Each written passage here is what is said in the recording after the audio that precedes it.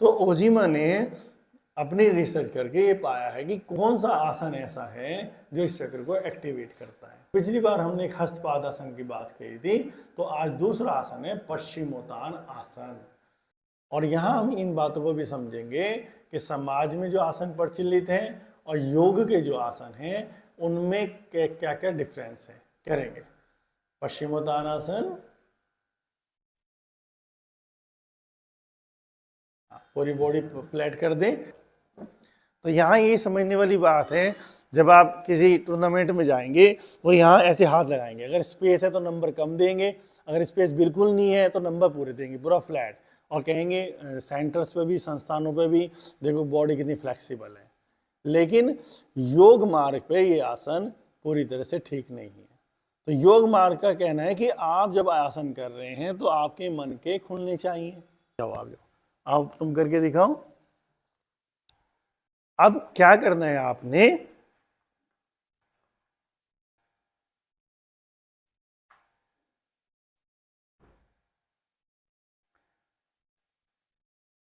ऐसे हम सिर लगाएंगे, ये पूरे मन के यहां से खोलने हैं, एनएस को ऊपर की तरफ खींचना है। एनएस क्या करेगा, हमारी एनर्जी को ऊपर की तरफ फेंकेगा, रीढ़ की तरफ। सिद्धों ने बताया कि जब हम पश्चिमोत्तान आसन करते हैं तो हमारी काम ऊर्जा रीढ़ पर विश्राम करती है। इससे पहले उसे विश्राम नहीं मिलता, तब वो विश्राम करेगी, ठीक है ना। फिर अंगूठे खींचने की अपनी साइंस है, जब अंगूठे खींचेंगे वो फिजिकल भौतिक साइंस है, तो अंगूठे भी खींचनी चाहिए पूरी तरह से दोनों उससे, ठीक है ना, बॉडी को अलाइनमेंट देने के लिए। लेकिन यहाँ ये ध्यान होना चाहिए योग साधक को, जब वो आसन कर रहा है तो इसके मन के खुलने चाहिए, और एनएस को जितना ऊपर खींच सकते खींचना है, फिर श्वास भर के ऊपर जाना है और हाथों को जोड़ के वापिस आना है। और यहाँ पे हम लोगों को हाथों को जोड़ना है, मतलब ये एक पोस्चर है जहाँ हम अपनी एनर्जी को बैलेंस कर रहे हैं। इसमें अंगूठे हार्ट की तरफ हो और पूरी तरह से ऐसे।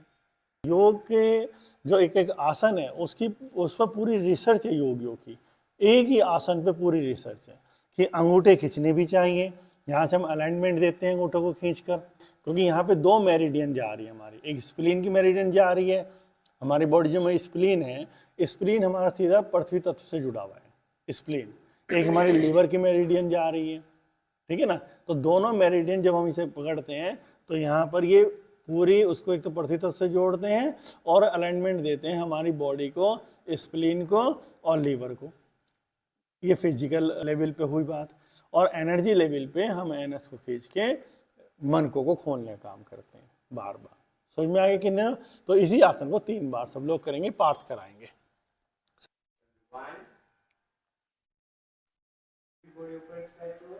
रीढ़ को खींचना है, आपको पता है मन के खींचने हैं, रीढ़ को पूरा खींचो, श्वास को बाहर छोड़ दो, क्योंकि आपकी एनर्जी को ऊपर चढ़ने के लिए जो साइंस को जाना है, श्वास का बाहर निकलना जरूरी है, जिसे योगी ने उड़ियान बंद बोल रहा है। उड़ियान बंद क्या मतलब, हम स्पेस बना रहे हैं उस एनर्जी का, जो एनर्जी नीचे स्पेस बना रहे हैं, मन को यहाँ खोल रहे हैं, अंगूठों को खींच रहे हैं, फिर श्वास भरेंगे, फिर रीढ़ को ऊपर खींचो, क्राउन को ऊपर खींचना है,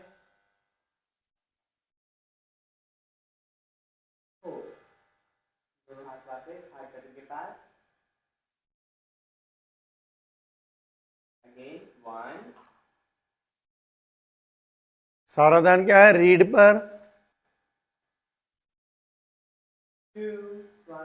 पेट अंदर, पेट पूरा अंदर खींच लेंगे, पेट अंदर खींच लो पूरा, उड़ियान बंद। रीढ़ पर चढ़ाओ एनर्जी को, और एनएस के साथ साथ पेरिनियम को, पेरिनियम को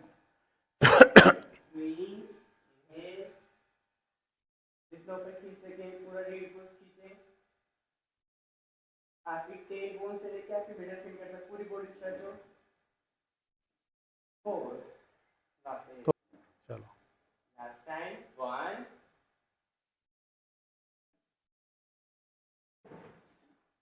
पूरी रीढ़ को खींचना है, अपनी गर्दन को ऊपर, क्राउन चक्र को। 2, श्वास को बाहर छोड़ते हुए डाउन, रीढ़ को ज्यादा मोड़ना है, पेट अंदर, एनएस खींचा हुआ, श्वास बाहर।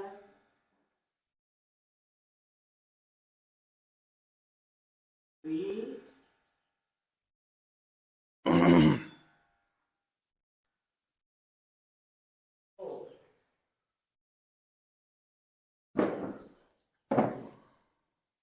ये चीज समझनी है हमने।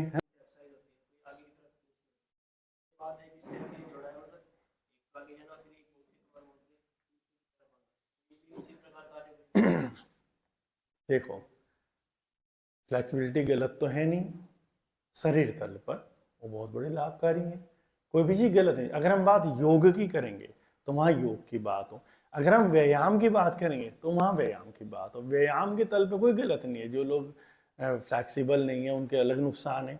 एक तंत्र है, पूरा शरीर का सिस्टम है, इसमें वायरिंग फिट है, बॉन्स हैं, मांसपेशियां हैं, ये सब सेट है एक दूसरे के कारण। तो ये अगर सेट नहीं होंगी तो वो फ्लो एनर्जी का भी सही नहीं होगा, उसको बाधा होगी। तो वो आसन ये नहीं कह रहे वो गलत है। एक्सरसाइज तो एक मास्टर कैसे भी तैयार कर सकता है, कोई भी एक्सरसाइज जो लोगों के लिए लाभकारी है।